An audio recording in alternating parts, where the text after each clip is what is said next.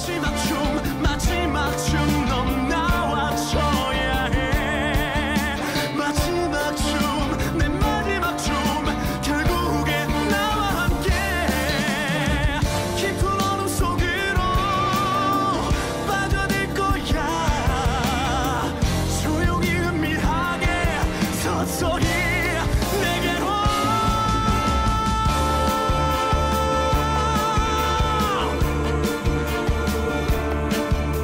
마지막 춤 내 마지막 춤 결국에 나와 함께.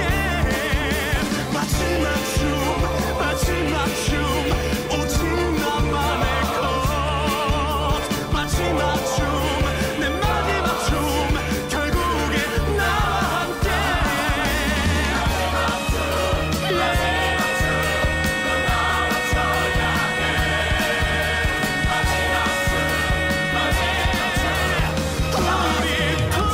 우리 서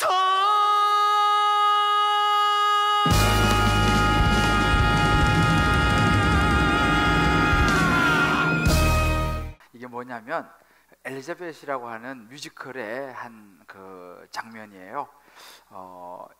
이 주인공의 이름이 좀 특이한데 엘리자벳과 이 죽음이라는 이제 의인화해서 사람이 나오는데, 이 노래를 부른 이 주인공이요, 우리 교회 권사님 아들이에요. 노래 잘하죠? 전동석 형제라고 우리 교회 식구예요.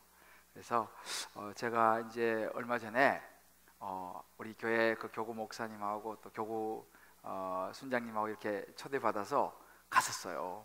가가지고 그 엘리자벳 뮤지컬을 봤는데 너무 아주 참 잘 노래도 우리 전동석 형제가 너무 주인공인데 너무 잘하고, 그래서 참 너무 기뻤어요. 우리 교회에도 저런 형제가 있구나 이런 생각에 기뻤는데, 그 뮤지컬 엘리자벳의 내용을 잠깐만 소개해드리면, 그 오스트리아 황제 프란츠 요세프하고 결혼하게 된 이 공주 엘리자벳 이제 왕후가 되죠. 두 사람의 이제 이야기입니다.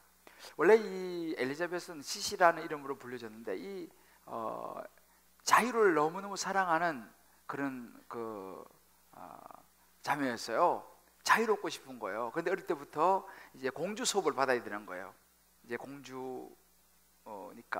그래서 이 시시 엘리자벳이 막 자기는 여행도 좋아하고 이렇게 아빠 따라서 어디 막 가고 이런 걸 좋아하는데, 얌전하게 이렇게 하니까 참 힘들었는데, 그러다가 어린 시절에 그네를 타다가 이 엘리자벳이 그네에서 떨어집니다. 떨어지면서 그때 이 아이의 영혼을 데려가기 위해서 온 이 죽음이 처음 이제 만나게 되는 거예요. 그래서 죽음이 와서 이 아이를 데려가려고 보니까 이 아이가 너무 예쁘고 아름답고, 그래서 주춤합니다.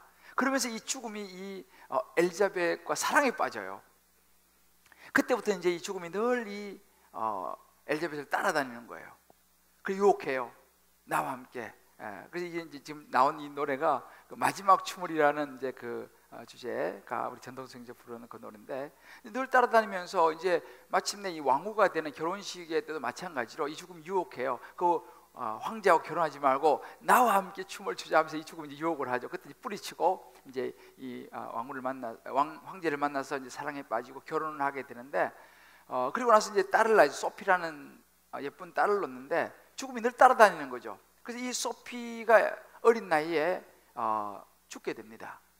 그리고 이제 그 아들 루돌프를 낳겠는데, 이 아들이 이제 잘 자랐는데, 결국 이 아들 루돌프도 여러 가지 그 당시 정치적인 상황 속에서 이제 막 맞물려 가지고 이 아들도 역시 이 죽음이라는 이 계속 이제 만나면서 나중에 이제 그 정치 탐바구니 속에서 이제 자결을 하게 됩니다. 그래서 이제 또 죽음을 만나게 되고, 그리고 이제 딸 아들을 다 떠나보낸 이 엘리자벳 이 왕후가 참 너무 슬프죠. 그러면서 이제 또 방황하면서 늘 그를 따라다니는 이 죽음과 이제 또 늘 만나게 되고, 이제 마지막에 이제 역시 이 엘리자벳도 이제 이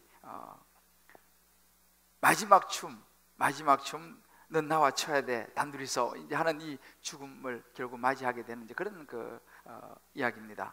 그러니까 그 뮤지컬이 주고자 하는 메시지가 뭐냐면 죽음이 항상 우리 주변에 있다라는 것을 이제 말해주는 그런 이제 스토리였어요. 제가 그 이제 뮤지컬을 가만히 보면서 그래, 이것이 우리가 살아가는 인생이다. 그림자처럼 우리를 따라다니는 이 죽음이라는 이 피할 수 없는 존재잖아요. 피할 수 없는 이 사건. 제가 지난주에 이제 저는 이제 볼펜을 많이 이게 쓰니까 볼펜을 쓰다가 이게 잘 안 나오는 거예요. 그래서 왜 안 나오지 하고 제가 한번 그 뚜껑을 열어봤어요. 여러분, 나 학교 다닐 때 그 뚜껑 열어본 기억 있잖아요. 이거 옛날에, 요즘은 많이 컴퓨터로 쓰지만 요즘 옛날에 많이 쓰니까. 그래서 이게 안 나와서 열어보니까 볼펜 심이 다 다른 거예요. 그래서 제가 그걸 보면서 그런 생각을 했어요. 그래, 야, 이것이 인생이 아닌가. 우리가 언제 뭐 볼펜 심이 계속 체크하면서 하는 게 아니잖아요. 그냥 바쁘게 정신없이 쓰다 보면 볼펜이 안 나오면 수명이 다 된 거. 우리 인생도 뭐 정신없이 살다 보면 우리 인생이 더 이상 거기까지. 그런 생각을 해보았습니다. 오늘 우리가 잠깐 이 뮤지컬을 봤습니다만 여기에 나오는 엘리자벳은 죽음을 거부해요. 처음에는. 그리고 이제 끊임없이 따라다니는 죽음과 대화도 하고 이야기하면서 이렇게 이제 막 이렇게 사시는 이제 과정들이 전개되는데, 그렇지만 우리는 이 엘리자벳처럼 막 죽음을 막 강제가 뭐 거부한다든지 막 죽음과 뭐 대화를 하고 이런 거 좋아하지 않아요. 사실 뭐 죽음에 대한 이야기 별로 안 좋아하잖아요. 아마 여기 여러분들도 뭐 이렇게 뭐 장례식 이런 거 별로 안 좋아하시는 분들은 뭐 들어 있을 거예요. 뭐 그 자체가 뭐 좋은 거 아니잖아요. 느낌도 별로 뭐 좀 그렇고. 우리는 마치 그러다 보니까 이 세상에 살면서 여러 가지 계획을 세웁니다. 오늘은 뭐 하고 내일은 또 다음 주는 또 내년은 하고 필요하죠. 계획을 세우는 거. 그런데 그렇게 늘 생각하고 계획을 세우고 막 이렇게 일들을 막 처리해 나가고 하다 보면 영원히 살 것 같은 나도 모르는 착각 속에 빠진다는 거죠. 왜 그럼 우리는 이렇게 죽음에 대해 생각하는 것이 싫을까? 죽음이 왠지 이렇게 두렵고 그냥 그런 이야기 하고 싶지 않을까?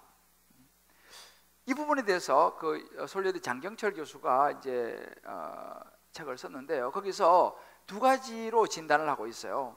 그 하나는 사회학적인 접근인데, 요즘 현대인들은 죽음을 직접 경험하지 못하고 자라나기 때문이다, 그런 이야기를 해요. 사실 요즘은요, 뭐 텔레비전, 매스컴, 영화 같은 데는 뭐 죽음이 그냥 예사잖아요. 뭐 영화, 헐리우드 영화 보면 뭐 그냥 수명 뭐 그냥 막 죽고 뭐 이런 거 이제 많이 우리가 사실 보는데, 그러다 보니까 이 죽음이라는 것이 마치 어떤 우리에게 사물처럼 다가온다는 거예요. 그냥 숫자적인 그런 숫자적으로 다가오지 정말 나하고 가깝게 죽음이 다가온다, 나의 어떤 사람의 이야기로 받아들이지 않는다는 사실입니다. 옛날에는 우리가 이제 대가족이잖아요. 할아버지, 할머니 막 다 같이 살다 보니까, 저도 어릴 때 보면은 이제 그렇게 살면은 할아버지 뭐 혹은 할머니 돌아가시면은 이게 진짜 막 너무 가깝게 느껴지잖아요. 물론 어렸을 때는 이제 방에 이제 이렇게 모셔두잖아요, 시신을. 그러면 이제 관도 이렇게 두고 하는데 애들은 이제 못 들어오게 하죠. 뭐 염도 하고 이제 그러잖아요, 옛날에는. 저도 이제 보면은. 근데 너무 가깝게 느껴지는 거예요. 그래서 옛날에는 이 죽음이 굉장히 가깝게 느껴졌는데, 현대에는요, 이제는 핵가족 시대가 돼가지고 이제 많이 같이 살지 않기 때문에 아이들이 자라면서 별로 죽음을 실제적으로 나의 이야기를 느끼지 못한다는 거예요. 그리고 이제 요즘은 돌아가시면 다 거의 병원에서 다 임종을 하시고 병원에서 다 하기 때문에 뭐 병원에 차려고 좀 슬프긴 하지만 직접적으로 이 죽음이라는 게 옛날처럼 그렇게 느끼지 않는다. 이게 사회학적인 그런 그 분석이에요.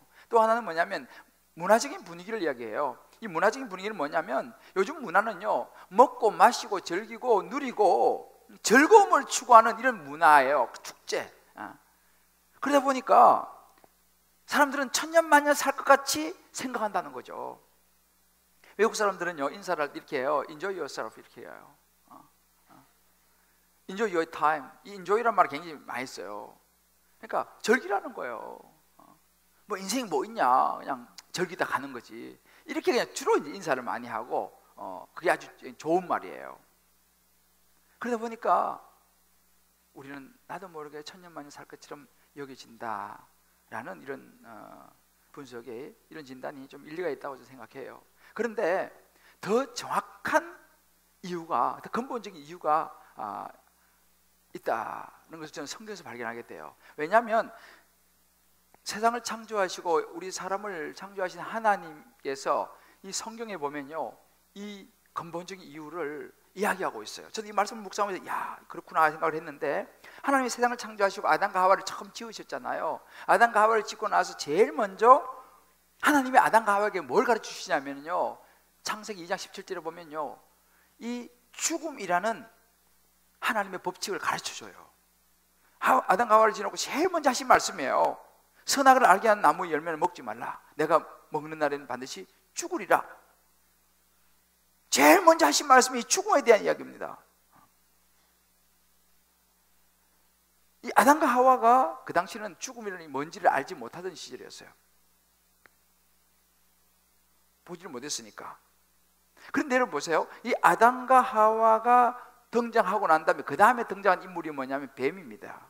창세기에서 항상 뱀이 딱 등장하는데, 이 뱀은요, 이제 타락한 천사 루시퍼가 뱀으로 가정해서 등장해서 하와를 유혹하는 장면이 나오죠. 그런데 여러분 보세요. 이 사단이 뱀으로 이렇게 이제 모습으로 나타나서 제일 먼저 하는 게 뭐냐면은, 이게 우리가 참 흥미로워요. 하나님이 세우신 이 죽음이라는 이 법칙에 대한 거짓말을 시도해요. 하와를 유혹하면서 3장 1절에 이렇게 말합니다. 하나님이 참으로 그 나무 열매 먹지 말라고 하시더냐? 하나님께 언급했던 그 죽음에 대한 그 선악과에 대한 이야기를 제일 먼저 뱀이 이야기합니다. 그래서 슬쩍 이제 그 죽음이라는 이 부분에 대해서 생각하게 만드는 거죠. 하나님의 법칙을 어기도록 만드는 거예요. 그러면서 이제 하와가 썩 넘어가죠. 그러면서 하와가 뭐라고 대답합니까? 3절에 보면 그거 먹지도 만지지도 말라고 하셨어. 그렇게 하면 죽을까 하노라 하셨어 라고 이제 하와가 이야기합니다. 말이 좀 바뀌죠? 하와가 비로소 이 죽음에 대한 문제를 이제 언급을 하는 겁니다. 이제 벌써 이게 사단의 작전이 이제 말려 들어가는 것이죠. 그때 사단이 뭐라고 말합니까? 4절에 아주 확신 있게 말합니다. 뱀이 여자에게 이르되 결코 죽지 아니하리라 이렇게 말해요. 여러분, 거짓말도요, 확신 있게 말해야지 그게 거짓말 되지, 그냥 긴가민가 이렇게 말하면 사람들이 안 믿어. 뱀이 거짓말할 때는 확실하게 거짓말하는 거예요. 보세요. 결코 죽지 아니하리라 탁 거짓말을 하는 거죠. 이게 사단이 최초의 거짓말이에요. 어떤 거짓말이죠? 죽지 아니하리라 라는 거짓말을 가장 먼저 했어요. 이 거짓말에 쏘아서 이제 사실 아담과 하와가 죄를 짓게 되죠. 그러면서 이제 에덴 동산에 쫓겨나는데, 저는 이 말씀을 묵상 그런 생각을 해봤어요.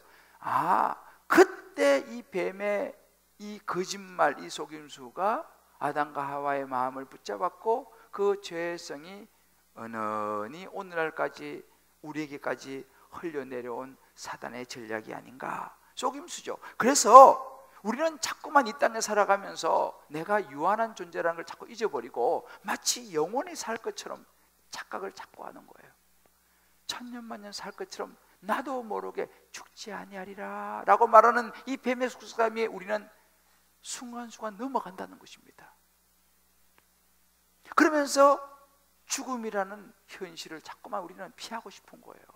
죽지 아니하리라 이 음성이. 그러다가 문득 준비되지 않은 시간에 다가오는 죽음 앞에서 사람들은 당황하는 거예요. 아니, 내가 죽는단 말이야? 뭔 소리 하고 있어? 당황하게 되는 것이죠. 준비가 되어 있지 않습니다. 어떻게 됩니까? 준비가 되어 있지 않은 죽음 앞에서 하나님의 법칙을 따라 죽음에 대한 준비하지 못한 사람은 영원한 지옥으로 가게 되는 것입니다. 이게 사단의 전략이에요. 그 사람들이요, 요즘도 뭐 개그 프로그램 뭐 저승사자 뭐 간다 뭐 나오잖아요. 두려워해요. 왜? 죽음에 생각하지 않았고 준비하지 않았어. 문득 다가와 버리면 두렵고 당황하게 되고, 그러나 이미 늦어버린 그런, 이게 사단이 죽지 아니하리라 라는 거짓말을 계속 퍼뜨리면서 마지막에 딱 갑자기 들이닥쳐서 데리고 가고. 여러분, 한문에 죽을 사자, 죽을 사자, 이 죽을 사자가요 칼도자에 날비자예요. 이 어둠 속에서 칼이 날아오는 것이 죽음이에요. 언제 우리에게 죽음이 일어날지 모른다라는 한자, 이게 주사자예요 사실은요. 요즘 우리는 이 사울, 요나단, 다윗을 이제 보고 있어요. 그러면 하나님께서 우리의 이런 그 모습을 그냥 놔두시느냐? 그렇지 않습니다. 우리에게 가르쳐 주시기를 원하세요. 우리가 이 사단의 속삭임에 속지 않도록 우리를 가르쳐 주시기를 원하시는 거예요. 그래서 어떻게 가르쳐 주십니까? 하나님 이 성경 말씀을 통해서 사울과 요나단과 다윗, 그들의 인생을 우리에게 자꾸 말씀해 주시는 거예요. 이것이 인간의 운명이야. 사람은 이렇게 죽는 거야 라고 죽음에 대해서 계속적으로 우리에게 그 인생에서 나타나는 이 죽음을 보여주시는 것입니다. 그러면서 죽음을 준비하게 하세요. 죽음은 끝이 아니고 죽음 이후에는 영원한 세계가 있다, 영원한 천국이 있다라는 것을, 그래서 그 영원한 천국을 할 수 있도록 우리를 준비시켜 주시기 위한 하나님의 구원 계획이 들어있는 것이 성경입니다. 창세기에서 요한계시록까지 하나님은 계속적으로 죽음에 대해서 이야기를 하세요. 왜? 준비하라고. 죽음 이후에 영원한 세계가 있다고 우리에게 끊임없이 말씀해 줍니다. 그래서 성경이 죽음의 문제를 많이 다루는데, 여러분 창세기가요 50장까지 있어요. 창세기 50장 중에서 50장의 마지막 끝절이 26절이에요. 26절로 끝나요 창세기가. 나중에 집에 가서 한번 읽어보세요. 창세기 50장 중에서 마지막 26절이 어떻게 이렇게 끝납니다. 요셉이 110세의 죽음에 그들이 그의 몸에 향재료를 넣고 애굽에서 입관하였더라. 죽는 걸로 창세기가 끝이 나요. 요셉이 죽는 거하고 이제 요즘 우리 장례 치르는 거 있잖아요. 입관하는 거, 입관하였더라. 이게 창세기 50장 마지막 끝절이에요. 하나님은 우리에게 말씀해 주세요. 죽음이 있다. 죽는다. 우리가 사무엘상, 우리가 지금 사무엘상 보잖아요. 오늘 잠깐 좀 이제 건너뛰었지만 사무엘상 마지막 장이 31장입니다. 31장은 1절부터 집에 가서 한번 읽어보세요. 다 죽는 이야기가 나와요. 그중에 6절은요 이렇게 나옵니다. 사울과 그의 세 아들과 무기를 든 자와 그의 모든 사람들이 다 그날에 함께 죽었더라. 죽는 이야기가 나와요. 31장에는 전부 다, 그러니까 사울도 죽고 요나단도 죽고 그와 함께한 사람들도 다 죽었더라. 오늘 다윗의 인생에서도 마찬가지예요. 죽음에 대해서 이야기합니다. 오늘 우리가 읽었던 이 본문에도 나오죠. 다윗이 그의 조상들과 함께 누워 다윗성에 장사되니, 이 말은 뭐냐면 다윗이 죽어서 장사되었다 이 말이에요. 물론 이제 앞으로 우리가 좀 이제 보겠습니다만 다윗 도망 다니고 왕이 되고 하지만 결국 다윗도 죽는 그런 모습이 나옵니다. 한 줄 딱 있는 거예요. 다윗도 죽었다, 사울도 죽었다, 요나단도 죽었다, 요셉도 죽었다. 여러분 성경 전체에서는 이 죽음에 대해서 이야기하고 있어요. 예수님도 마찬가지예요. 예수님도 많은 부분에서 죽음에 대한 부분을 언급을 하시고, 나인성 과부, 제일 먼저 만난 게 뭐예요? 나인성 과부죠. 과부가 아들이 죽었어요. 그러니까 성 앞에서 눈물을 흘리면서 상해가 지나가는데 그 상해를 멈춰 세우잖아요. 그리고 그 아들을 살려주시잖아요. 이 죽음에서 살리는 이걸 예수께서 보여주세요. 누가복음 8장에 보면 죽은 회당장 야이로의 딸이 나와요. 그 딸을 살리는 모습을 예수님께 보여주세요. 그러니까 이 가늠하다 현장에서 잡혀서 돌에 맞아 죽을 뻔한 그 여인, 거기서도 예수님 개입하셔가지고 그 여인을 살려주시잖아요. 그러니까 예수님은요 항상 개입하신 게 뭐냐면 죽은 사람을 살려내고 죽으려고 하는 사람들에게 개입하셔서 살려주고, 이 일을 계속 하시는 것이 예수님의 역할이에요. 그러면서 이 죽음에서 계속 깨우쳐주는 거죠. 부자 이야기가 여러분 자주 나옵니다. 특별히 누가복음 12장에 나오는 부자 이야기가 아주 인상 깊죠. 여러분들 더 기억이 나실 거예요. 이 부자가 열심히 일하고 막 해가 출세해가지고 이제 많이 쌓아두었어요. 창고에도 많이 쌓아두고 다 이제 배부르게 이제 이렇게 했으니 좀 이제 먹고 즐기자 그러면서 이제 다 그러는 거예요. 그때 20절에 이렇게 말씀하시는 거예요. 어리석은 자여, 오늘 밤에 내 영혼을 도로 찾으리니, 그러면 네가 지금까지 열심히 일해가지고 쌓아놓고 이제 먹고 마시고 즐기자 한 거 그거 누구 것이 되겠느냐, 이렇게 이야기를 해요. 인간의 운명에 대해서, 죽음에서 예수님이 계속 말씀하시는 거예요. 제가 이번 주에 한 분 이야기를 제가 들었어요. 이분은 열심히 사시고 사회에서도 나름대로 이제 좀 어느 정도 출세하셨어요. 그리고 이제 자식들도 잘 키워갖고 다 이제 출가시키고, 그 이제 이제 좀 내가 이제 우리 부인하고 좀 이제 좀 오순도순 좀 잘 살아보자 하고 이제 집도 하나 장만하고 이제 뭐 집에 필요한 이거 다 준비해 놓고 이제 좀 편하게 살 수 있는 때가 이제 온 거죠. 이제 근데 병원 갔는데 담낭암 진단이 나왔어. 이제 좀 이제 다 하고 그동안 수고해갖고 이제 편하게 좀 이제 좀 지내면서 좀 부인하고 좀 이제 놀기도 하고 이제 이렇게 해보려고 한 이 타이밍에 그런 진단을 받은 거예요. 그 이게 또 간으로 전이가 됐어요. 그래서 이제 복수가 차오르는 거예요. 그래서 이제는 호스피스 병동으로 이제 옮긴다 그래요. 여러분, 이게 인생이라니까요. 그래서 이분은 그래도 그 과정 속에 예수를 믿었어요. 그래서 천국에 대한 소망을 가지고 계신 분이었어요. 여러분, 이것이 인생이요, 이것이 인간의 운명입니다. 세상 사람들은 별로 주목하지도 않고 주목하고 싶지도 않은, 싫어하는, 그러나 우리 인간에게 내려진 결론이 뭐예요? 죽음이에요. 히브리서 9장 27절에 그런 말씀이 있습니다. 한 번 죽는 것은 사람에게 딱 정해졌다 이 말이에요. 그 후에는 뭐냐? 그 후에는 심판이 있다 이렇게 말합니다. 이것이 우리의 결론입니다. 야고보서 9장 27절에 야고보 사도 그런 이야기를 해요. 참 우리 모습을 보여주는 이야기죠. 야고보서 4장 13절에 보게 되면 들으라, 너희 중에 말하기를 오늘이나 내일이나 우리가 어떤 도시에 가서 거기서 1년을 머물며 장사해가지고 이익을 보리라 하는 자들아, 내일 일을 너희가 알지 못하는도다. 너희 생명이 무엇이냐? 너희는 잠깐 보이다가 없어지는 안개니라. 이렇게 이야기해요. 잠깐 보이다가 없어지는 안개니라. 여러분, 이것이 인생입니다. 이것이 인간의 운명이에요. 이것이 인생의 결론입니다. 그러면 우리는 이 죽음에 대해서 알아야 돼요. 도대체 죽음이 뭐냐라는 거지.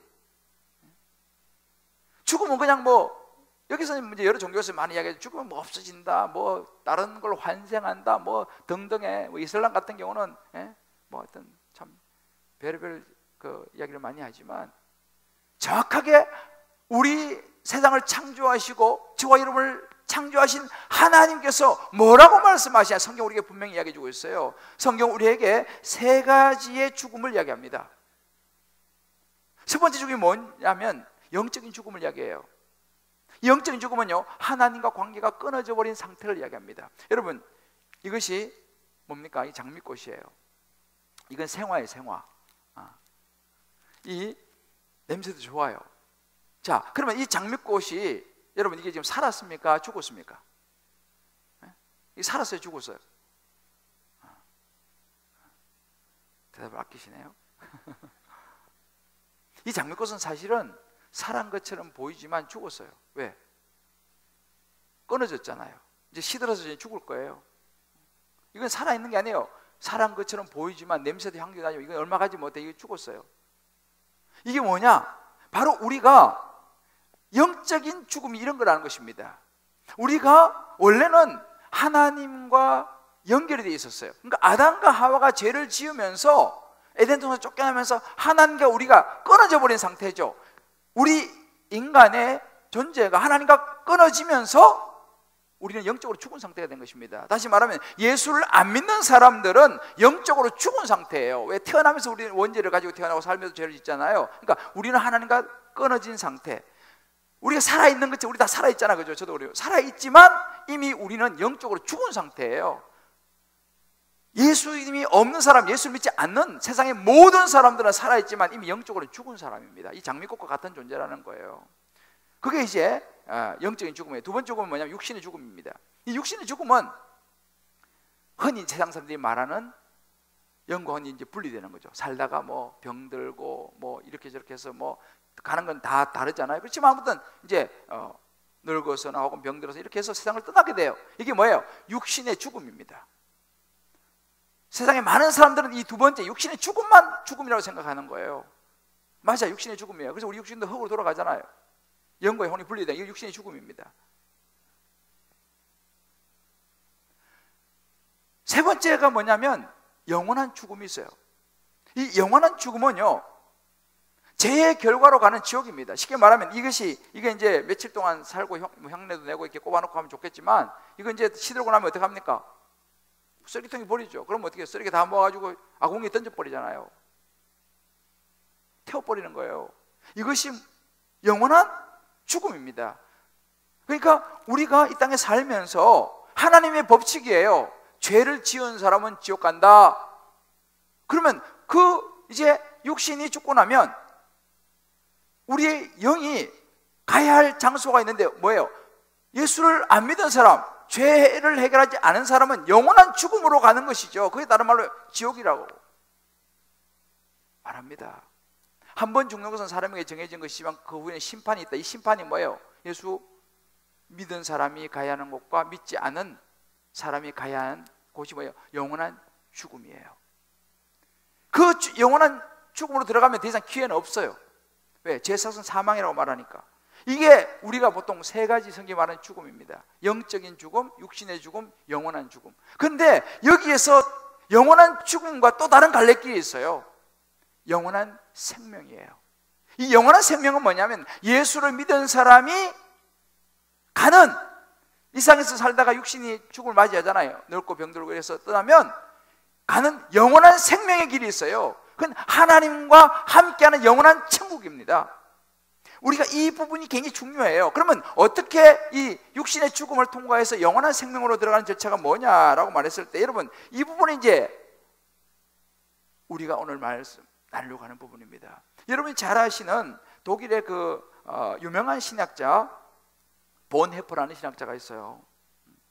히틀러에 저항해서 끝까지 믿음을 지킨 이 본헤퍼가 이제 프로센부르크라고 하는 강제 수용소에 이제 갇혀 있다가 1945년도 4월 8일 날, 우리말 주일날 아침에 이제 형 집행하는 날이 왔어요. 이제 이분이 신학자고 목사니까 이제 주일날 아침에 제수들 이제 같은 방에 있는 사람들을 모아가지고 딱 예배 인도하고 이제 기도를 딱 마치는데 간수 두 사람이 왔어요. 그렇게 말합니다. 제수 보네포, 우리와 함께 갈 준비를 하시오. 이렇게 하겠습니다. 이거는 뭐냐면 교수대로 간다라는 걸 의미했어요. 사람들은 그걸 알았어요. 그 같이 있던 사람이 이제 그의 마지막 작별 인사를 나눴어요. 그때 이 보네포가 유명한 말을 남겨요. 이거는 실제 옥중서신에 기록된 실제 한 말입니다. 거기 같이 있던 사람이 쓴 거니까요. 이렇게 말했어요. 이것이 마지막입니다. 그러나 나에게는 생명의 시작입니다. 육신의 죽음은 교수형에 처지지만 이제는 영원한 생명으로 들어가는 시작입니다 라고 보네파 이야기했어요. 이게 바로 영원한 생명인 거예요.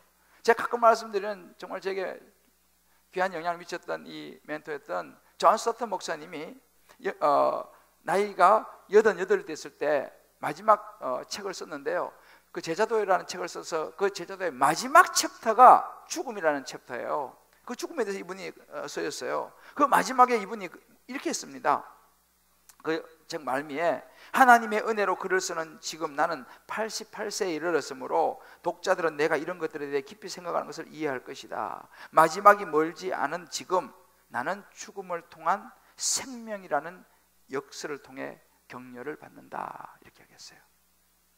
육신은 이제 죽어가잖아요. 그러나 육신의 죽음을 통해서 영원한 생명으로 들어간다는 이 확신이 자기를 소망하게 하고 격려를 해준다. 그리고 이제 얼마 있지 않아서 소천하셨습니다. 이것이 바로 예수를 믿는 사람이 가는 영원한 생명이에요. 예수가 없는 사람은 영원한 죽음으로 가지만 예수가 있는 사람은 하나님과 함께 가는 영원한 천국으로 가게 되는 이 갈림길에 놓여 있는 것을 성경 우리에게 분명히 이야기해 주고 있습니다. 이거보다 더 정확하게 말해주는 것은 없어요. 그렇다면 여기서 이제 우리가 가장 중요한 문제가 뭐냐 하면 이 죽음의 문제를 해결하는 거예요. 이 죽음의 문제를 어떻게 우리가 해결할 수 있느냐는 것입니다. 그래서 하나님께서는요, 우리가 이 죽음의 문제를 뛰어넘기를 원하셨어요. 그래서 우리를 구원하시기 원했어요. 그래서 우리가 이제 교회 다니면 구원받는다 그런 말을 하지 않습니까? 왜요? 죽음을 생각하지 못하고 가만히 있다가는, 준비하지 못하고 있다가는 갑자기 다가오면 영원한 죽음, 준비되지 않은 죄의 문제를 해결하지 않은 사람은 영원한 죽음으로 다시 돌이킬 수 없는 지옥으로 가야 되기 때문에 하나님은 그것을 원하지 않는다 이 말이에요. 그래서 우리를 준비하라는 거죠. 영원한 천국으로 가야지 영원한 지옥으로, 영원한 죽음으로 가면 안 된다, 영원한 생명으로 가야 된다 라고 말하고 있습니다. 제가 지난주에 이제 감기가 좀 이렇게 와가지고 이제 감기 걸리면 안 되잖아요. 그래서 빨리 병원 가서 주사 맞고 약을 처방받았어요. 약을 먹으니까 이제 회복이 되더라고요. 근데 이제 급하게 뭐 나가느라고 제가 이제 약을 제대로 못 챙겨갔는데, 하여튼 돼가지고 약을 먹으려고 이제 가방에서 약을 꺼내갖고 먹는데 먹어도 뭐 아무런 그게 없어요. 보니까 그 약이 제가 처음 가다 온 그 약이 아니고 옛날에 어디 먹다가 뭐 하나 이렇게 있었던 그 약인가 봐요. 그러니까 아무런 그게 없어요, 효과가. 그래서 이제 내가 그걸 알았어요. 그래서 다시 이제 병원에서 그거 처음 받은 약을 하나 다시 찾아가지고 먹었더니만 역시 몸이 자 이제 회복이 되더라고요. 그래서 내가 생각한 것이 그것입니다. 그래, 약도 처방을 잘 받아야 되는 거예요. 내가 몸에 감기면 감기에 나을 수 있는 약을 먹어야지 낫는 것이, 아무 약이나 먹는다고 낫는 것이 아니다라는 것입니다. 이 죽음이라는 병도 그런 마찬가지예요. 죽음이라는 병을 낫으려면요 처방을 잘 받아야 되는 거예요. 이 처방을 누가 냅니까? 하나님이 처방을 내는 거죠. 왜? 우리의 삶을 주관하신 분이 하나님이시니까 하나님의 처방이 가장 정확한 것입니다. 그럼 하나님의 처방이 뭡니까? 이 죽음에 대한 하나님의 처방이 뭐예요? 죽음의 근원을 알아야 돼요. 죽음이 어디서 왔냐는 것입니다. 죽음이라는 것은 로마서 6장 23절에 보면 죄의 삭선 사망이에요. 죽음의 근원은요 죄로부터 왔다는 것입니다. 사람이 죄를 지면서 죽음이 온 거예요. 아담과 하와가 선악과를 따먹고 죄를 졌잖아요. 에덴 동산에 쫓겨나면서 우리에게 죽음이 온 것입니다. 그러니까 이 우리가 지은 이 죄의 문제를 해결할 때에 우리는 이 죽음의 문제를 해결할 수 있다는 것이죠. 그러면 어떻게 이 죄의 문제를 해결할 수 있느냐? 하나님께서 그것을 우리에게 죄의 문제를 해결할 수 있는 통로를 열어놓으셨어요. 그것이 바로 예수님입니다. 예수 그리스도예요. 로마서 5장 8절에 그런 구절이 있어요. 우리가 아직 죄인 되었을 때에 그리스도께서 우리를 위해 죽으심으로 하나님께서 우리에 대한 자기의 사랑을 확정하셨어요. 하나님은 우리가 영원한 죽음, 지옥으로 가는 걸 원치 않으세요. 하나님과 함께 영원한 천국에 오기를 원하세요. 그런데 우리가 이 죄의 문제를 해결하지 못하니까 지옥 가잖아요. 그게 하나님의 법칙이에요. 죄의 삭선 사망인가. 그래서 하나님께서 우리를 너무 사랑하시기 때문에 이 죄의 문제를 대신 해결하고 죄값을 치를 수 있는 통로를 만들어 놓으셨어요. 그게 누구예요? 예수 그리스도예요. 예수님은 그래서 우리에게 말합니다. 마가복음 2장 17절에 내가 죄인 부르러 왔다 이렇게 말해요. 나는 의인, 나는 죄가 없어, 나는 착하고 의롭소 이런 사람 말고, 건강한 사람 말고 병든 사람, 죄가 있는 사람, 난 죄인 부르러 왔다라고 예수님께 말씀하시는 거예요. 왜? 죄인을 불러서 천국 갈 수 있도록 해주기 위해서 내가 왔다, 예수님께 그렇게 말씀하시는 것입니다. 그래서 요한복음 1장 29절에 그런 구절이 있어요. 보라, 예수께서 자기에 나오는 걸 보시고 보라, 세상 죄를 지고 가는 하나님의 어린 양이다 이렇게 말해요. 무슨 말이에요? 세상의 모든 죄를 다 짊어지고 대신 죄값을 치르고 죽을 하나님이 보내신 어린 양 예수 그리스도다라고 이야기하는 것입니다. 그래서 우리가 지은 모든 죄를 예수님께서 다 십자가에서 대신 다 뒤집어 쓰시고 죽으신 거예요. 왜요? 죄값을 치러야 되니까. 죄값이 뭐예요? 죽음이에요. 사망이에요. 근데 제가 지난주에 말씀드렸죠. 아무나 십자가에 죽는다고 해서 해결되는 게 아니에요. 죄값을 치려면 죄가 없어야 되고, 하나님은 안 돼요. 나하고 똑같은 사람이어야 돼요. 죄가 없는 사람, 조건을 만족시키는 사람이 누구예요? 세상에 없어요. 죄 아니 없는 사람이 없으니까. 그래서 하나님께서 예수님을 땅에 내려보내신 거 아니에요. 하나님의 아들이니까 죄가 없죠. 마리아의 몸을 입고 이 땅에 태어났으니까 사람이죠. 그래서 죄가 없는 사람으로 우리의 죄를 대신 짊어지고 대가를 치를 수 있는 자기 갖춘 분이 예수님이신 거죠. 그래서 예수님 땅에 오신 것입니다. 하나님께서 그 예수님을 우리에게 보내셨어요. 그러므로 로마서 8장에 이렇게 말해요. 그러므로 이제 그리스도 예수 안에 있는 자에게는 결코 정죄함이 없다 그랬어요. 우리가 죄를 안 졌다는 게 아니고 우리가 죄를 졌지만 그리스도 예수 안에 있는다는 것은 그 예수를 내가 믿으면, 그 예수를 내 마음속에 모셔드리면 우리의 모든 죄가 예수님께로 전가되는 거죠. 그래서 예수님이 십자가에서 모든 죄를 뒤집으시고 죽으셨잖아요. 죄값을 다 치렀어요. 다 이루었다, 내가 다 치루었다, 그렇게 돌아가셨어요. 그리고 사흘 후에 하나님의 아들로서 다시 부활하셔서 하늘로 올라가셨죠.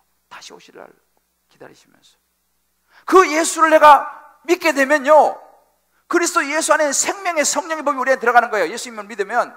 그러면 우리 안에 들어오는 이 생명의 성령의 법이 죄와 사망의 법, 영원한 죽음이라는 이 법에서 우리를 해방시킨다는 사실입니다. 할렐루야. 그래서 이것을 하나님께서 말씀해서 우리가 분명히 제시해주고 있는 거예요. 하나님이 이거를 이야기하는 겁니다. 교회에서 하는 모든 이야기의 핵심은 이거예요.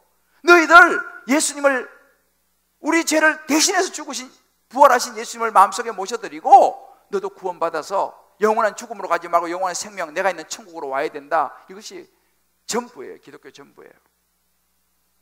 그래서 하나님께서 부르시는 거예요. 오늘 여러분들은 초청해서 오신 분들 있죠. 오늘 막 같이 가자 이렇게 해가지고 그냥 밥 사줘놓고는 밥 먹고 나니까 가자 이래가지고 할 수 없이 오신 분도 계실 것이고, 곱게 가지고 하여튼 뭐 이렇게 저렇게 아마 오늘 처음 오신 분들이 있을 거예요. 왜 그러냐면 그분들이 이 소식을 여러분에게 듣게 해 주려고 하는 거죠.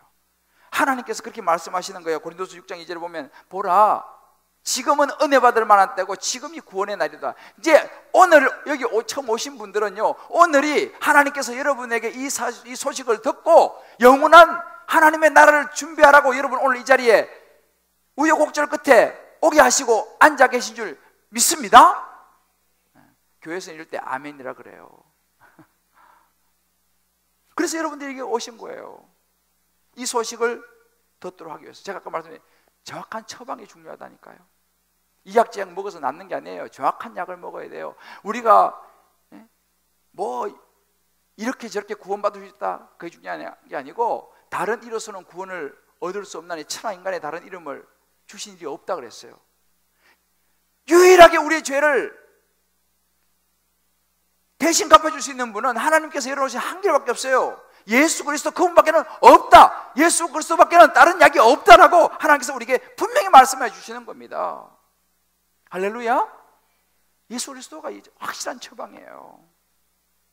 저는 이제 한 분의 이야기를 소개하고 오늘 말씀을 마무리하겠는데요, 우리나라 최고의 석학 여러분이 계시지만 그 중에서 이혜령 교수는 뭐 여러분 잘 아시죠? 초대 문무부 장관 지내신 분이죠.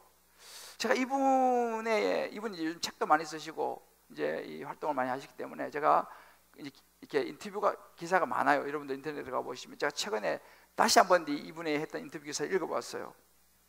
이분은 얼마나 뛰어나냐면 초등학교 시절에 그 단테 신곡을 다 읽고 전 그 세계 단편선지 36권을 초등학교 때 다 읽고, 하여튼 초등학교 때부터 책을 무지무지 많이 읽었어요 이분은요. 그러면서 뭐 중학교, 고등학교, 대학교 하면서 책 엄청난 책을 읽으신 석학입니다. 이 여령 교수에게는 사랑하는 딸이 있어, 이민아라고. 이 딸이 딸 하나 있는데 이 딸도 굉장히 뛰어난 딸이에요. 이 사진 나옵니다만 이대 영문과를 3년 만에 조기 졸업했어요. 그리고 이제 미국 갔죠. 미국 가서 미국 로스쿨 LA 쪽에서 로스쿨 다녀가지고 LA에 검사가 됐어요. 검사. 나중에 부장 검사까지 올라갔어요. 그래서 제법 오랜 시간 동안 검사를 하고 또 변호사도 되고 이렇게 해서 막 많이 활동을 한 그런 뛰어난 딸이죠. 그러니까 이제 자기도 지적이고 그 딸도 지적이니까 서로 통하고 되게 얼마나 그 딸을 또 아꼈겠습니까? 그런데 이 이혜령 교수가 그런 이야기예요. 처음에 이 딸이 예수를 믿는다고 할 때 참 절망적이었다 이렇게 이야기를 해요. 아니 다른 사람도 아니고 그렇게 누구보다도 지적이고 논리적인 이 아이가 어떻게 예수를 믿을 수 있는지 이해가 되지 않았다는 거예요. 절망을. 이혜령 교수는 대표적인 무신론자였지 않습니까? 거기다가 더 기가 막힌 것은 본인만 믿지 자꾸만 자기한테 예수를 믿으라고 해서 괘씸했다는 거예요. 딸이 그걸 믿는 것도 자기가 절망적이고 이해가 안 되는데 자기한테도 또 믿으라고 그런 거예요, 이 딸이. 그래서 미국에 있으니까 한 번씩 이제 전화를 해가지고 이야기를 하는데, 전화 중에 뭐 아버지 이렇게 이야기를 한대요. 그래서 처음엔 자기를 부르는 거 했더만은 나중에 보니까 그게 자기 부르는 아버지가 아니고 하나님 아버지. 우리 때 보면 교회 다니는 사람들은 뭐 아이고 아버지 그런 얘기 하잖아요. 그러니까 처음에는 이제 이혜령 씨 못 알아들었어. 그거를 자기를 부른 줄 알았어. 나중에 알아보니까 자기를 부른 게 하나님 아버지를 부른 거예요. 얼마나 괘씸하겠어요. 에? 자기를 보고 아버지를 불러야 되는데 하나님 아버지 뭐 있지도 않은 존재를 갖다가 아버지라고 부르니까 마음이 많이 상했다 그래요, 자기는. 그리고 또 질투도 나고, 아니 나 아버지는 난데 왜 딴 사람을 아버지라고 그래. 근데 이 딸이요, 이제 갑상선 암이 걸려요. 그래서 이 이민아 씨가 갑상선 암 3기 이렇게 되고, 또 눈도 이 질병이 걸려가지고 눈이 시력을 점점 잃어가고 있고, 이제 이렇게 상당히 어려운 상황이 됐어요. 그때 이제 이 이혜령 씨가 이혜령 교수가 이제 그런 고백을 합니다. 무슨 고백? 이런 고백이에요. 딸이 위태로운 이 영혼 앞에 나의 지성이 아무런 도움도 소용이 없다는 것을 깨닫게 됐다, 그런 이야기를 해요. 이 이혜령 교수는요, 지성이면 자기의 지식적인 이 모든 것이면 자기는 세상의 모든 걸 할 수 있다고 생각했던 사람이에요. 지식이 자기에게는 하나님이었어요. 그런데 딸의 이 아픔 앞에서 자기의 지식이, 지성이라는 게 아무 소용도 없더라는 거예요. 그런데 이분이 처음 깨닫게 된 겁니다. 그 딸이 이 암하고 시력장애, 또 이제 손자죠. 손자가 또 병에 걸렸어요. 이런 참 어려운 일을 겪는데 딸 이민아 씨가 그 모든 어려움을 하나님을 믿는 신앙심으로 극복을 하는 것을 옆에서 지켜본 거예요, 이혜령 교수가.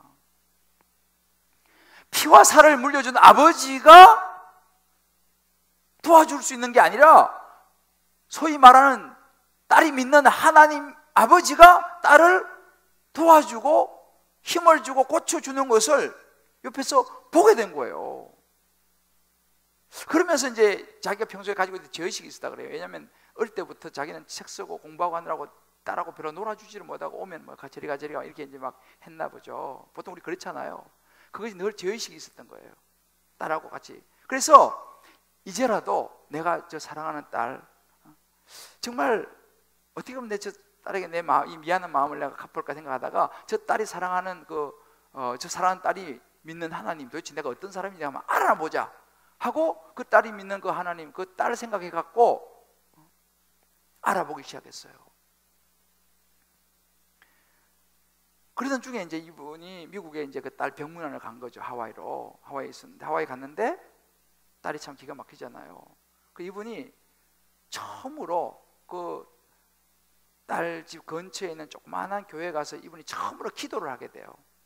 이렇게 기도를 했어요. 하나님, 사랑하는 딸에게 빛을 거두지 않는다면 남은 삶을 주님의 자녀로 살겠나이다. 이렇게 이제 처음으로 기도를 드려본 거예요. 왜? 눈이 실명이 돼가고 있으니까. 이 눈 고쳐주시면 내가 주의 자녀로 살겠습니다. 하여튼 뭐 그냥 하여튼 기도 처음으로 기도를 드렸어요. 그런데요, 눈이 점점 그렇게 되다가 기적적으로 눈이 나서버린 거예요. 몸이 회복되면서 눈이 나서버렸어. 이혜령 씨가 놀라지 않았겠어요? 근데 그러면서 이분이 이제 교회 다닙니다. 예수를 믿게 되는데 그런 이야기를 해요. 나는 기적 때문에 기독교를 받아들인 것은 아니다, 이렇게 말해요. 나는 그 기적이 목적이 아니었다. 근데 이제 그리고 나서 그 이후에 좀 시간이 지나고 나서 이민아 씨가 이제 나중에는 목사가 됩니다. 목사가 되는데 이번에는 위암이 걸려요, 위암이. 그래서 결국 이제 세상을 떠나게 돼요. 세상을 떠났는데 주위 사람들이 이제 이혜령 씨를 지켜보는 거죠. 지금 딸 때문에 예수 믿은 거 아니에요? 근데 하나님이 이 딸을 계속 살려주지 않고 또 다른 암으로 이 딸을 데려갔으니, 이 딸이 떠났으니까 이제 저 사람 다시 무신론자 자 돌아올 것이다, 하나님을 원망할 것이다, 이게 생각을 한 거예요. 그런데 이제 이혜령 씨가 그러더라고요. 그래서 사람들이, 주변 사람들이 많이 생각하고 자기한테 전화가 많이 걸려온대요. 아직도 예수 믿어? 이렇게 이제 전화를 해온다는 거예요. 이제 딸이 죽었으니까 이제 더 이상 뭐 하나님 이거 필요 없잖아요. 아직도 예수 믿어? 라고 확인 전화가 많이 온대, 자기한테. 그때 이혜령 씨가 그런 이야기를 해요. 내가 어떤 기적, 내 딸을 살려주는 것 때문에 내가 예수 믿는 게 아니고, 나는 내 딸을 통해서 보여주신 하나님의 은혜를 내가 보았기 때문에 믿는다, 이렇게 이야기해요. 그러면서 인터뷰에서 이런 얘기를 하더라고요. 제가 그대로 읽어드릴게요. 죽음이 그 아이를 막지 못했어요. 영생을 믿은 딸은 엄청난 통증에도 늘 의연했어요. 죽기 전날까지도 기도하며 평안했어요. 혼절에서 깨어나면 아빠 마귀가 어젯밤은 좀 심했어 라며 웃더군요. 내가 내 딸처럼 되지는 못하지만 딸을 통해 저는 하나님의 존재를 알았어요. 그렇게 고백을 합니다. 그래서 이런 얘기예요. 인간은 누구나 죽어요. 나사로도 죽었잖아요. 그러므로 이성의 진짜 기적은 단 하나, 부활과 영원한 생명입니다. 이분이 그걸 깨달은 거예요. 그리고 세례를 받았어요. 지금은 많은 사람들에게 복음을 전하면서 그렇게 살아가고 있어요. 그래서 이분이 쓴 책이 지성에서 영성으로 라는 책이 있어요. 지성이 모든 신으로 알고 있었는데 그것이 아니라 하나님을 아는 것, 영성, 예수를 알고 믿는 것이 최고더라를 깨닫고 이 책을 써서 요즘 많은 사람들에게 이 복음을 전하고 있어요. 사랑하는 성도 여러분, 이혜령 교수가 멍청한 사람 아니잖아요. 대표적인 무신론자였어요.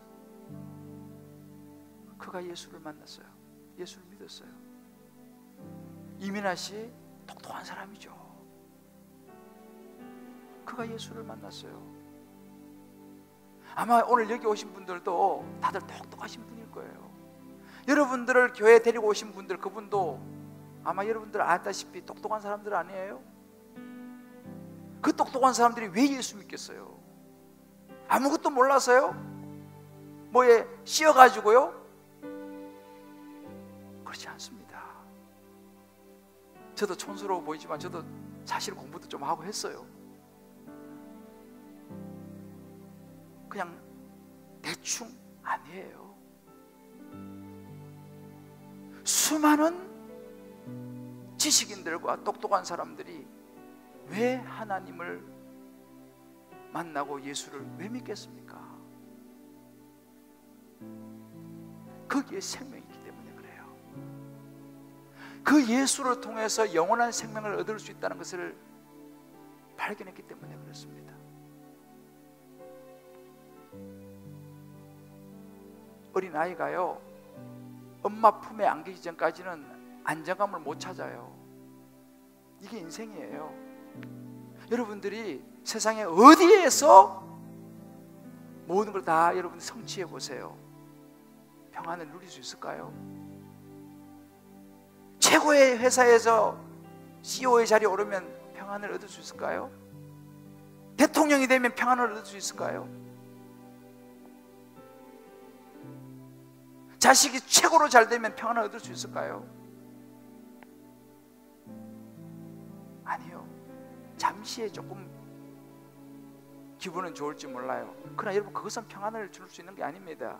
죽음의 문제를 해결할 수 있는 게 아니에요. 아기가 엄마의 품에 안겨야지 평안을 누리듯이 우리는요, 예수 그리스도를 만나야지만이, 예수 그리스도 안에 있을 때만이 진짜 평안을 누리는 줄 여러분 믿으시기 바랍니다. 요한복음 11장 예수님이 그랬어요. 나는 부활이요 생명이다 그랬어요. 나를 믿는 자는 죽어도 살겠고 무릇 살아서 나를 믿는 영원히 죽지 아니하리라. 무슨 이야기입니까? 예수님께서요, 너 나 믿으면 죽어도, 왜? 육신은 죽죠. 병 걸리고. 그러나 육신의 죽음은 영원한 죽음이 아니에요. 죽어도 살겠고 뭐예요? 우리는 영원한 생명을 얻게 된다니까요. 그래서 사실은 예수를 믿는 하나님의 자녀에게는 죽음이라는 건 없습니다. 육신의 죽음은 하나의 과정에 불과하고 진짜 영원한 생명으로 들어가는 통로가 된다니까요. 그래서 사실 제대로 예수 믿는 사람은요, 죽음을 두려워하지 않아요. 물론 인간적인 본능적인 약간의 두려움은 뭐 있을 수 있겠지만 그건 인간의 약함이죠. 궁극적으로는 천국에 대한 소망이 확실하기 때문에 죽음이 두렵지 않습니다. 여러분, 죽음이 두렵지 않습니까? 한번 자신에게 질문을 던져보세요. 죽음이 두렵지 않아야 합니다. 왜요? 나는 천국에 갈 수 있는 자격을 가지기 때문에. 세상에 그 무엇보다도 확실한 것은 뭐냐? 내가 오늘이라도 세상을 떠나게 되면요, 우리는 모르는 거예요. 1시간 후, 10분 후를 모르는 게 인생이에요. 그러나 우리가 자신 있는 것이 뭐냐? 뭐 10분이 되든 1시간이 되든 10년이 되든 20년이 되든 언제든지 하나님께서 부르시면 난 I'm ready, 준비가 되어 있어요. 왜요? 천국 갈 준비가 되어 있어. 예수님을 내 마음속에 모셨기 때문에 나는 천국 갈 수 있어요. 여러분, 오늘 이 이브에 오신 분들 한 분도 빠짐없이 이 확신을 가지고 오늘 돌아가시길 주의 이름으로 축복합니다. 언제든지 나는 준비되어 있어. I'm ready to go to heaven. 천국으로 갈 준비되어 있다는 거죠. 여러분 기억나시죠? 지난주에 짐 엘리엇이 그랬잖아요. 총 쏘면 안 돼. 왜? They are not ready for heaven. 저들은 천국을 그냥 준비가 안 됐어. 그래서 총 쏘면 죽으면 지옥 가. 그러니까 총 못 쏘는 거예요. 총 가지고 있었지만 그래서 안 쏜 거예요. They are not ready for heaven. 천국을 그냥 준비가 안 됐어. But we are. 우린 준비가 됐잖아. 나는 죽어도 괜찮아. 왜? 나는 천국 갈 준비되어 있으니까. 그거예요. 예수님이 분명히 우리에게 말씀했어요. 영원한 생명을 얻는 약은 하나밖에 없어요. 예수 그리스도. 나를 위해서 십자가에 죽으시고 부활하신 예수 그리스도, 그분을 내 마음속에 모시는 것 외에는 다른 방법이 없습니다. 나는 길이요 진리요 생명이니 나를 말미암지 않고는 아버지께로 갈 자가 없다고 그랬어요. The only way, the truth and the life, only Jesus Christ. 예수밖에 없어요. 저는 오늘 이 찬송을 부르면서요, 오늘 여기 오신 분들은 한 분도 빠짐없이 이 예수 그리스도를 확실하게 마음에 붙잡고 저는 돌아가시기를 주의 이름으로 축복합니다. 준비해야 되는 거예요. 천국, 영원한 생명을 얻어야죠. 영원한 생명을 얻어야죠. 우리 앞에 이렇게 한번 축복합시다. 오늘 영원한 생명 꼭 붙잡고 돌아갑시다. 할렐루야. 여러분 이게 이론이 아니에요. 우리 인생 얼마나 지치고 힘들고 피곤합니까? 예수님을 만나야 돼요. 예수님을 마음속에 모셔야 돼요. 그때 진짜 안식을 누릴 수 있어요. 죽음의 문제를 뛰어넘을 수 있어요. 제가 이 찬송을 여러분들, 제가 1년에 한두 번 내가 이제 이렇게 부르는데 오늘 그날인데 1절만 제가 한번 불러볼게요. 인생길 험하고 마음 지쳐 살아갈 용기가 없어질 때 혼자 앉아서 낙심치 말고 예수님 품으로 나오시오. 예수님은 나의 생명, 믿음, 소망, 사랑 되시니 십자가 보혈 자비의 손길로 상처 입은 너를 고치시니. 우리 상처 사람이 해결해 주지 못합니다. 예수님을 만나시면 해결이 돼요. 제가 오늘 이 찬송 1절 한번 부를 텐데요, 이 찬송을 여러분 제가 노래를 잘 불러서 부르는 건 아니에요. 저는 여러분 알다시피 음을 다스리는 사람인데 이 가사가 좋아요. 그래서 제가 못 부르지만 부를 때 여러분들 마음속으로 그 예수님을, 성령께서 여러분들의 마음이 움직이는 분이 여기 오늘 계세요. 그분을 위해서 오늘 이 예배가 준비된 줄 믿습니다.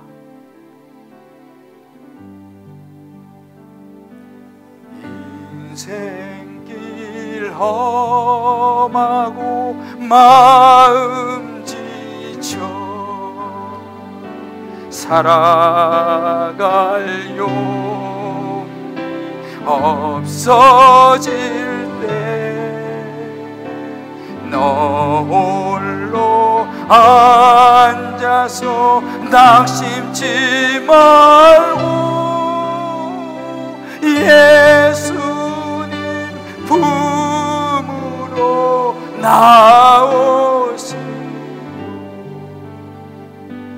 예수님은 나의 생명, 믿음, 소망, 사랑 되시니 십자가 보혈 자비의 손길로 상처 입은 너를 고치시오. 우리 이제 같이 불러봅시다. 영생의 모든 꿈 허물어져 세상의 친구 다 떠날 때 어둠에 울지만 말고 앉아서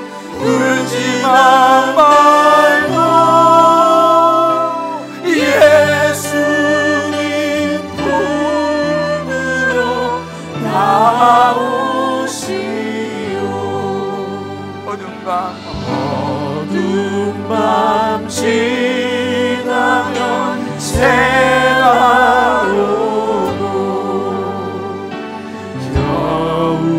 겨울이 가 봄이 오듯이 봄이 오는 이 세상의 모든 슬픔이 이 세상 슬픔이 지나고 나면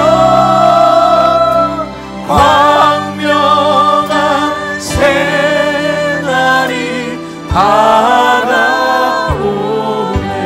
그렇습니다. 예수님을 나의 생명 믿음 소망 사랑 되시니 십자가 보혈 자비의 손길로 상처 입은 너를 고치시니. 여러분, 제가 이 말씀을 드리고 제가 기도하겠는데요, 한 부인이 있었어요. 너무너무 남편을 사랑했고 자녀들을 사랑했어요. 근데 이제 병이 걸려서 임종이 다가오고 있었어요. 이 엄마가 이제 마지막 가족들과 작별 인사를 나누었어요.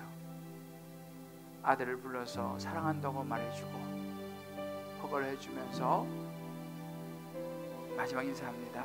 See you again 인사를 해요. 또 딸을 불렀어요. 사랑한다고 말해주고 허가를 해줬어요. See you again 인사를 해줬어요. 이제 사랑하는 가족들과 인사를 하고 마지막에 남편이 남았어요. 얼마나 사랑하는 남편이에요. I love you. 아니, 내가 당신을 정말 사랑한다. 내가 당신을 잊지 못할 거라고. 그 남편을 허가해주면서 인사합니다. 굿바이. 남편이 아니 뭔 소리냐고, 왜 나한테는 그렇게 인사하냐고,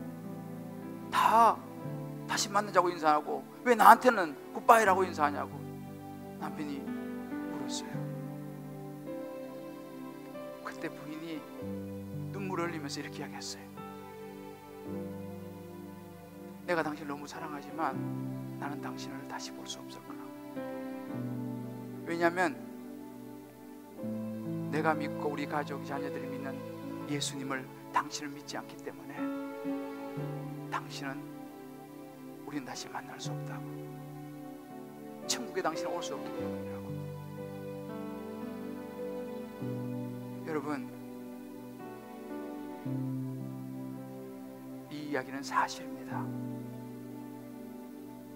우리는 사랑하는 사람과 함께 천국 가야 하잖아요. 여러분, 사랑하는 사람도 있잖아요. 사랑해서 오늘 초청했잖아요. 근데 그분이 여러분이 믿는 예수를 믿지 않으면 그 사람은 천국 갈 수 없어요. 다시 만날 수 없어요. 저는 우리 아버지를 너무 사랑했어요. 근데 우리 아버지가 예수 안 믿었어요. 교회 좀 다니고 있지만 내가 확인하고 싶었어. 왜? 천국에서 나를 만나고 싶었기 때문에. 우리 아버지가 예수를 과연 믿나? 확인하고 싶었어. 너무 근데 부담이 많이 됐어요. 아버지가 좀 그런 이야기 물어보기 그렇잖아요. 어느 날 제가 용기를 냈어요. 아버지, 둘만 있을 때 아버지 교회도 다니시고, 우리 아버지는 어릴 때부터 교회도 짓고 그렇게 했어요. 그렇지만 확인하고 싶었어요. 어떨 때는 교회도 안 가시고 뭐 그렇게 하시니까. 우리가 단 둘만 있을 때 어느 날 물었어요. 아버지, 예수님 믿으세요? 아버지 죄를 위해서 십자가에 죽으시고 부활하신 그 예수님 마음속에 모셔드렸어요? 제가 물었어요. 너무 힘들었지만. 근데 의외로 아버님이 믿으신다고 대답을 하셨어요. 굉장히 제가 안도가 됐어요. 그렇지만 저는 더 확인하고 싶었어요. 진짜냐? 그래서 말을 안 들었지만 그래서 아버지, 그러시면 지금 저와 함께 같이 기도 한번 해보시겠어요? 아들로 아버지한테 그런 말이 어렵습니다. 그렇지만 내가 이야기했어요. 아버지, 예수님이 영접하는 기도인데 한번 해보시겠어요? 아버지, 제 아버지 그러더라고요. 아버지, 그러시는 거예요. 그게 또 놀랐어요.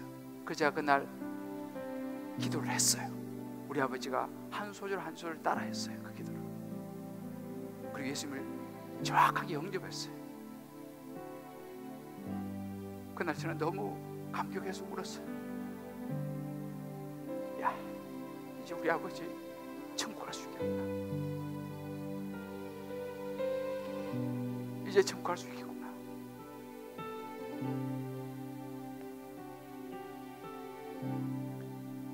소전하셨지만 천국 계세요.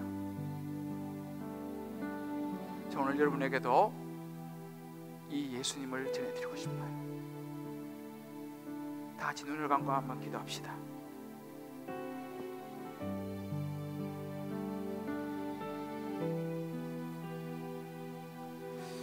여러분 사랑하는 사람에게 가장 좋은 선물은 천국이에요. 자식, 가족, 최고의 선물은 다른 거 없어요. 다른 거 다 없어져요. 예수님이에요. 오늘 이 시간, 오늘 이 말씀을 듣고요, 나도 모든 걸 내가 다 알지는 못하지만 나도 우리 어머니가 믿는 예수 나도 믿어야겠다. 나도 내 부인이 믿는 예수 믿어야겠다. 나도 오늘 나를 초청한 이 사람이 믿는 예수 나도 믿어야겠다. 나도 그 예수님, 내가 모든 걸 다 알지 못하지만 내 마음속에 모셔드려야겠다. 이제 그런 분들 이제 눈을 다 감으시고 머리를 숙이시고 그 사랑하는 사람과 함께 천국 가기를 원한다라는 마음의 결심이 드신 분들은 조용히 가슴에 손을 한번 얹어보세요. 네, 고맙습니다. 굉장히 중요한 순간이에요. 이것이 전부예요. 지금까지 여러분 신앙생활 해오면서 긴가민가 하신 분도 있을 거예요. 그런 분들은 제가 말씀드렸죠, 다시 이 시간 확인하시면 돼요. 내가 오늘 다시 한번 확실하게 예수님을 내가 모셔드리겠다. 그 결심하면 되는 거예요. 이전에 긴가민가 그거 중요하지 않아요. 지금 이 순간이 중요해요. 오늘 처음 오신 분들, 내가 그 예수님 내가 마음속에 모셔드리겠다. 나도 영원한 생명을 얻고 싶다. 그런 분들 눈을 감은 채로 가슴에 손 얹어보세요. 제가 이로 인해서 기도하겠습니다. 네, 감사합니다.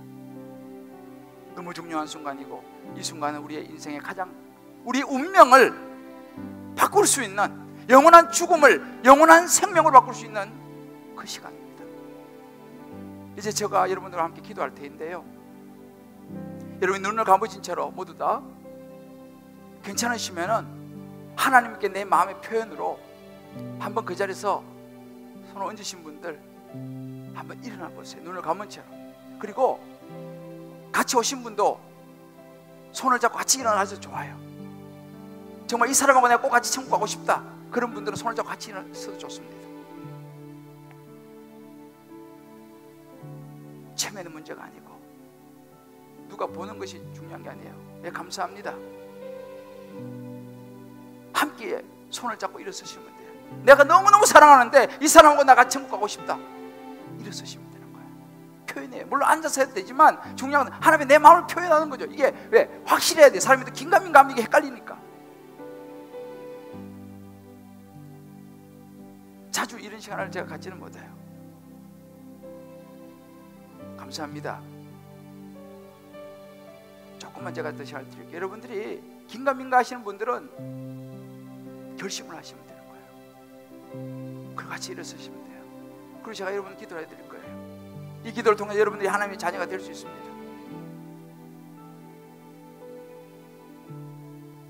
네, 감사합니다. 옆에 같이 오신 분들은 옆에 오신 분의 가족이라면 손을 한번 잡아보세요.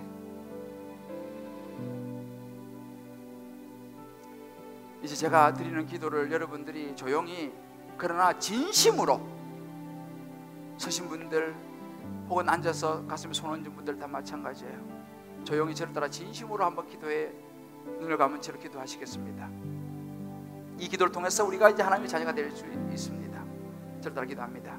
주 예수님, 주 예수님, 저는 죄인입니다. 저는 죄인입니다. 저의 죄를 용서받기 위하여, 저의 죄를 용서받기 위하여, 저의 죄를 용서해 주시기 위하여 저의 죄를 용서해 주시기 위하여 십자가에서 죽으시고 부활하신 예수 그리스도를 제 마음에 모셔드립니다. 들어오셔서 제 인생을 붙잡아 주시고 저의 구원자가 되어 주십시오. 제 마음에 들어오신 예수님, 평생 붙잡고 영원한 천국에 가겠습니다. 저를 구원해 주심 감사합니다. 예수님의 이름으로 기도합니다. 제가 한번 기도하겠습니다. 이제 앉으셔도 좋습니다. 하나님 아버지, 오늘 진심으로 내 사랑하는 이의 손을 잡고 예수님을 영접한 이 기도 드린 한 사람 한 사람, 영접하는 자 곧 그 이름을 믿는 자에게는 하나님의 자녀가 되는 권세를 주셨다고 말씀하신 약속을 따라 하나님의 자녀가 된 줄을 믿습니다. 아멘. 주여, 저들을 축복하여 주시옵소서. 아멘. 예수님의 이름으로 기도합니다. 아멘. 아멘. 아멘. 우리 이 시간 하나님의 자녀가 된 분들의 축복 박수하겠습니다. 우리 좌우에 있는 분들 향해서, 아마 여러분들은 모르지만 하나님은 다 아세요. 어둠 속에서 진실로 내가 가슴에 손을 얹었다면 그 사람은 진실로 이 기도를 따라했다면 하나님의 자녀가 된 줄 믿습니다. 아멘. 영접하는 자, 예수를 믿는 자에게는 내가 내 아들을, 내 자녀를 삼겠다, 내 딸을 삼겠다고 약속하신 약속을 믿기 때문입니다. 우리 시간 예수를 영접했던 우리 분들, 좌우의 분들 보면서 당신은 하나님의 은혜가 낸 축복이다, 우리 축복의 찬양을 합시다. 당신은 하나님의 언약 안에 있는 축복의 통로, 당신을 통하여서 열방이 주께 돌아오게 되리. 우리 다시 한번 보면서 당신은 하나님의 언약 안에 있는 축복의 통로, 당신을 통하여서 열방이 주께 예배하게 되리. 우리 축복을 완성하겠습니다. 할렐루야. 다 잘 일어나 보세요. 우리 시간 주의 영광 빛난 급이 내게 비춰 주시옵소서. 우리 한번 이 찬송 부를 때 오늘 예수님을 마음속으로 진심으로 영접하신 분들은요, 이제 하나님의 빛이 그 마음에 비치게 될 줄을 믿습니다. 아멘. 여러분은 하나님의 자녀가 된 줄 믿습니다. 우리 옆에 분에게 축복합시다. 하나님의 자녀가 된 것을 축복합니다. 하나님의 자녀가 된 것을 축복합니다. 할렐루야. 아멘. 인간의 운명을 뛰어넘었음을 축복합니다. 할렐루야. 주의 영광, 주의 영광 빛난 광채 내게 비춰 주시옵소서. 그 밝은 얼굴 배울 때 나의 영혼 기쁘다. 내 영혼에 빛이 주 영광 찬란해.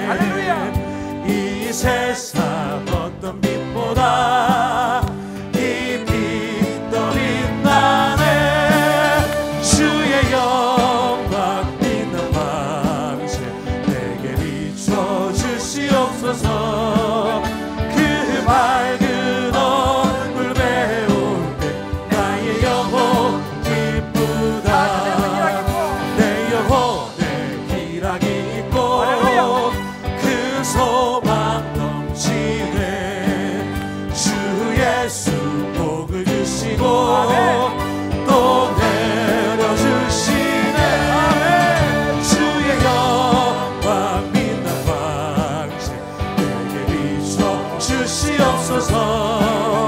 그 밝은 얼굴 배울 때 나의 영혼 기쁘다. 주의 영광 빛난 방생 내게 비춰 주시옵소서. 그 밝은 얼굴 배울 때 나의 영혼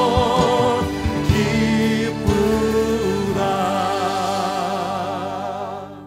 이제는 우리를 죄악 가운데서 구원하신 우리 주 예수 그리스도의 크신 은혜와 하나님 무한한 사랑하심과 성령의 역사하심이 오늘 이제 이 말씀을 듣고 다시 한번 내가 하나님의 자녀인 것을 확인받고 또 그 예수님을 마음속에 진심으로 모셔드려 영원한 생명을 얻게 된 사랑하는 우리 모든 형제자매들, 우리 사랑하는 성도님들 한 분 한 분, 오늘 초대받아온 모든 한 분 한 분의 머리 위에 저들의 사랑하는 가족들과 자녀와 아내와 남편과 부모와 모든 삶의 여정 기도 제목 위에 군문에 혹은 해외에 나가 있는 또 그 응급각지에 나가 있는 우리 모든 식구들 머리 위에 어려운 중에도 11조로 감사로 선교로 구제로 소원으로 특별한 예물로 하나님께 올려드리는 언약의 축복의 예물과 그 손길 위에 이제부터 영원토록 함께 하시간절히 축원하옵나이다.